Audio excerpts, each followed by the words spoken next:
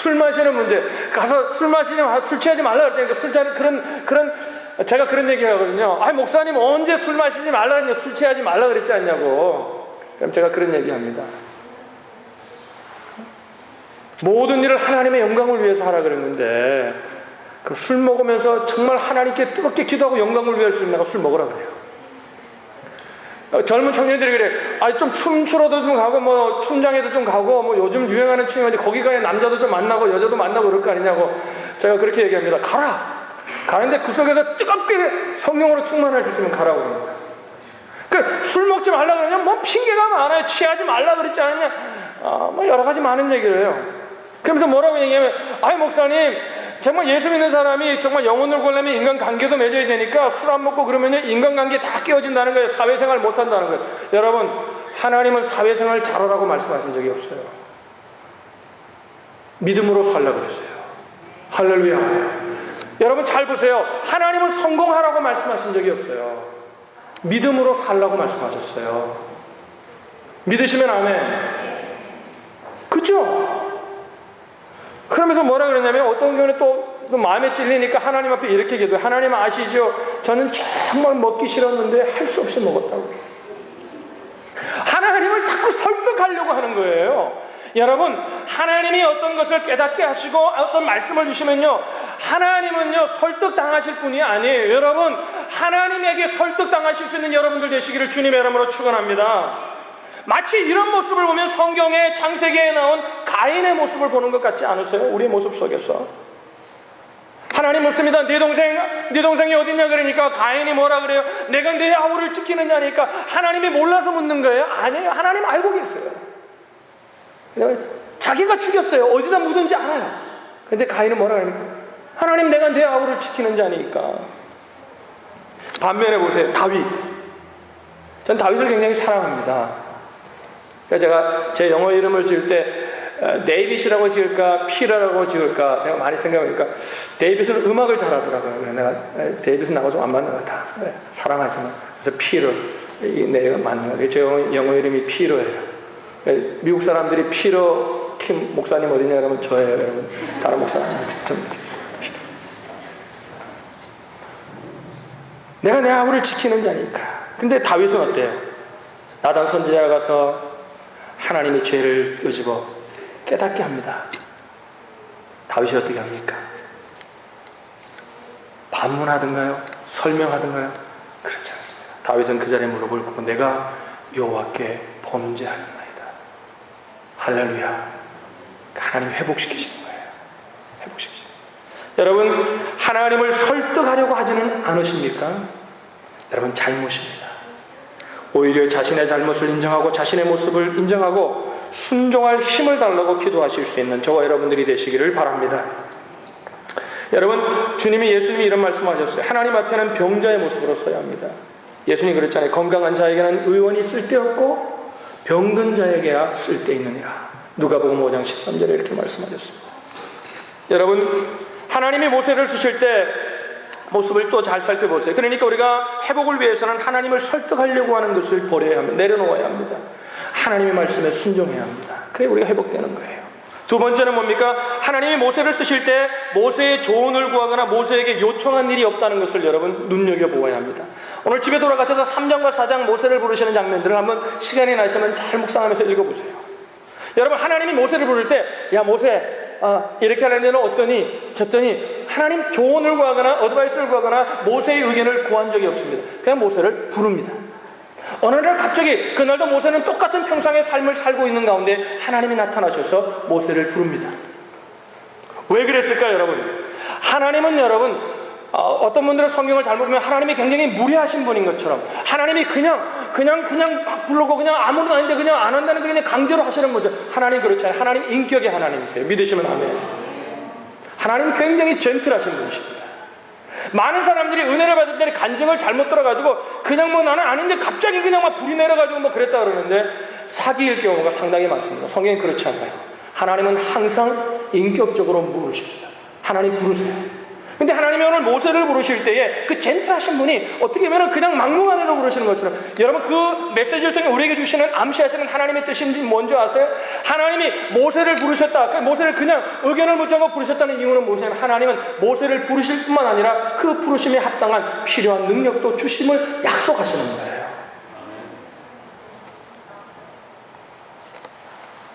왜 그렇습니까? 여러분, 출애굽은 모세의 힘으로 출애굽하는 거 아니에요.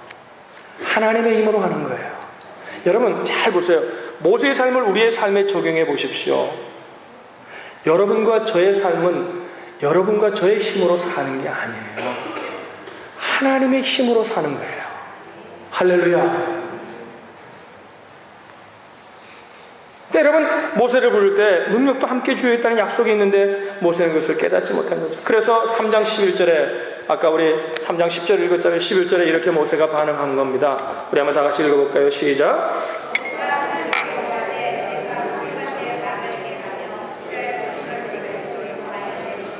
내가 누구간데 바로에게 가며 이스라엘 자손을 애굽에서 인도하여 내리까. 오늘 그 4장에 아까 우리 읽은 본문의 문맥을 쭉 보면은, 형 아론이 너를 반가이 기쁘게 맞이할 것이다. 아론이 말을 잘하니까 아론을 통해 백성들을 설득하고, 그러면서 그 아론에게 하면 아론이 너를 기쁘게 맞이할 것이라는 그 성경을 통해 우리가 이렇게 암시적인 해석을 할 수 있습니다. 아마 모세가 애굽의 사람을 죽이고 광야로 피난하고 난 후에 모세를 잡기 위해서 아마 애굽의 바로라든지 정권들이 아마 찾았겠죠. 그러는 가운데 아마 모세의 가정에 엄청난 핍박이 있었던 것 같아요. 그러니까 아마 형 아론이 40년간 살면서 아마 의견을 단절하고 아마 맞이하지 않고 서로가 연락이 안 되었을지 모르겠습니다. 그러니까 아론에게 가는 것도 불편한 거예요. 근데 하나님이 이렇게 말씀하세요. 아론에 가면 아론이 너를 반가이 기쁘게 맞이할 것이다. 그러니까 그런 아무런 힘이 없는 사람이에요. 가족들도 그를 외면했던 사람이에요. 처가살이 했던 사람이에요. 40년 동안 약만 쳐왔던 사람이에요. 그러니까 이렇게 반응하는 거죠. 여러분, 그런 그걸 몰랐습니다. 자기가 하나님의 도구임을 몰랐습니다. 하나님의 도구라는 얘기는 뭐예요? 하나님이 부르심에 합당한 능력도 주시는 분이라는 거예요. 여러분, 아까 우리가 아침에 서로들 인사를 어떻게 했습니까? 하나님은 우리 형제 자매를 너무나 잘 알고 계십니다. 여러분 믿으세요? 이거 하나만 믿으면 여러분의 삶에 엄청난 능력이 임합니다. 왜 그런지, 나를 잘 아시잖아요. 그분이 나를 부르셨어요. 그럼 뭐예요? 그분이 다 알아서 해주시는 거예요. 할렐루야. 마귀는 항상 나를 주목하게 만듭니다. 연약함, 한계, 자신의 모습을 냉철하게 볼 수 있는 것, 아름다운 것이고 좋은 것일 수 있습니다. 그러나 그것만 보면은 뭐예요? 그것만 보면은 연약함과 한계만을 보게 되고 부족함만을 보게 되면은 의욕을 잃어버리게 되고 삶의 어떤 목적을 잃어버리게 되고 내가 살아가는 삶의 패턴을 우리가 마음대로 망가뜨릴 수 있습니다. 그래서 마귀는 항상 나를 주목하게 하는 거예요. 그러나 하나님은 뭐예요? 우리의 연약함만 보는 것이 아니라 자신의 연약함을 통해 뭐를 보라고 말씀하십니까? 믿음으로 하나님을 바라보라는 거예요. 여러분, 그러니까 하나님은 우리의 약함을 보시는 분이 아니라 하나님은 우리의 믿음을 보십니다. 믿으시면 아멘. 여러분, 어떤 분이 이런 얘기를 하더라고요. 믿음으로 구원받습니다. 그러니까 그건 너무 불공평하다고 얘기하는 얘기를 제가 많이 듣습니다. 믿지 않는 자들에게 복음을 전하면 다 들어요. 그런 다음에 이제 믿음으로, 은혜로 그것을 예수 그리스도를 믿으면 구원받습니다. 그러니까 뭐예요? 그거 공평하지 않다는 거예요. 여러분, 그럼 뭐가 공평해? 나는 이게 가장 공평하다고 생각하거든요. 보세요. 만약에 달리기 빨리 달리는 사람이 구원받는다 그러면 여기 구원받지 못할 사람이 상당히 많습니다. 만약에 착한 일을 많이 한 사람이 구원을 받는다, 얼만큼 하면 구원을 받는다 그러면 여러분, 아무래도 부자가 착한 일을 할 수 있는 능력이 더 많잖아요. 이거 불공평하잖아요. 그럼 하나님의 일 많이 한 사람이 구원받는다, 건강이 없는 사람은 하나님의 일 하고 싶어도 못하잖아요. 가장 공평한 게 뭔지는 믿음은 구원받는다는 거예요. 할렐루야. 가난한 자나 부한 자나 못 배운 자나 잘 배운 자나 건강이 부족한 자나 정말 숨밖에 못 쉬고 누워서 평생을 살아야 되는 불구자나 믿으면 구원을 받는다는 거예요. 할렐루야. 하나님은 우리를 그래서 믿음으로만 구원하신 것이 아니라 이 땅의 삶도 믿음으로 살라고 우리를 부르심을 믿으시길 바랍니다. 그러니까 하나님의 능력을 바라보아야 돼. 고린도서 4장 7절에 바울이 이렇게 얘기하죠. 우리가 이 보배를 질그릇에 가졌으니 이는 능력의 심이 큰 것이 하나님께 있고, 이는 능력의 심이 큰 것이 누구에게 있다고요? 하나님께 있고 우리에게 있지 아니함을 알게 하려 함이라. 우리는 질그릇이에요. 아무것도 아니에요. 그냥 이거 여러분 비싸서 떨어뜨리지 못해. 떨어지면 이거 깨집니다.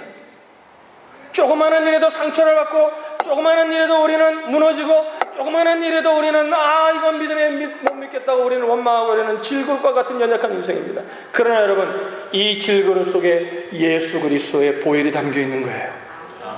이 질그릇 속에 하나님이 계신 거예요. 성령 하나님이 여기 계신 거예요. 능력이 질그릇에 있는 게 아니에요. 이 속에 계신 하나님께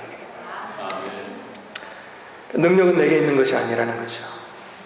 도구로 내어드리기만 하면 됩니다. 이것이 회복되는 거예요. 우리의 삶에서 힘을 빼야 합니다. 여러분, 붓글씨, 전 붓글씨 잘 쓰는 사람들이 참 부러웠어요. 옛날에 저희가 섬기던 교회에 그 명필이 하나 있었어요. 요즘 나는 가수다 여러분 보십니까? 저는 아주 재밌게 봅니다. 은혜가 안 되십니까? 나 그거 재밌게 보면서 은혜 받아. 어떤 애 눈물을 흘릴 때 있어요. 그거 듣다가 감동이 됐어요.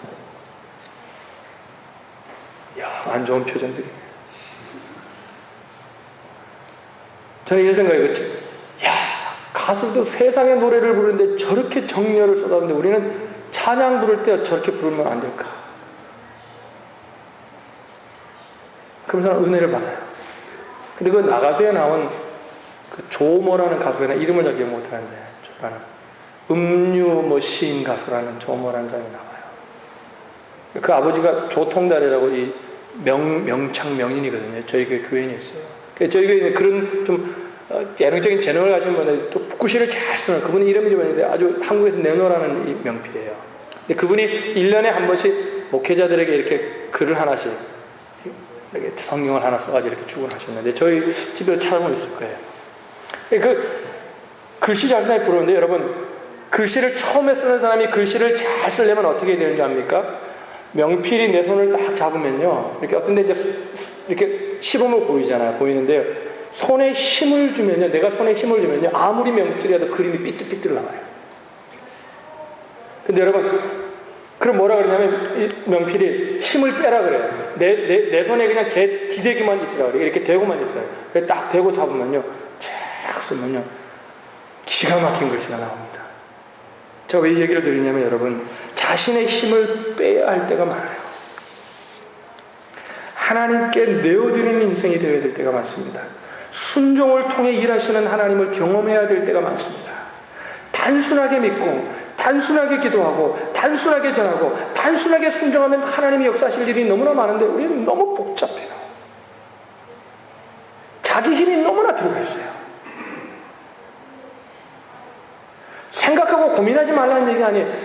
늘 잊지 마시기 바랍니다. 하나님이 하시는 거예요. 할렐루야.